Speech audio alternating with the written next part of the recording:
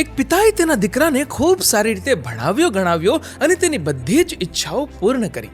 સમય જતાં તે પુત્ર ખૂબ જ સફળ વ્યક્તિ બન્યો અને મલ્ટીનેશનલ કંપનીમાં CEO બની ગયો. એક દિવસ પિતા પુત્રની ઓફિસમાં મળવા ગયા. દીકરો જ્યાં બેઠો હતો તેની પાછળ એના ખભા પર હાથ રાખી દીકરાને પૂછ્યું, બેટા, તારા મતે આ દુનિયાનો સૌથી શક્તિશાળી પુરુષ કોણ? પુત્રએ કહ્યું, મારા સિવાય બીજું કોણ હોઈ શકે પપ્પા? પિતાને આ જવાબની આશા ન હતી. તેની આંખો ભરાઈ ગઈ. પછી તે દીકરાની સામે રાખેલી ચેર પર બેસી ગયા અને ફરીથી દીકરાને પૂછ્યું, એકવાર ફરી કે આ દુનિયાનું સૌથી શક્તિશાળી વ્યક્તિ કોણ છે?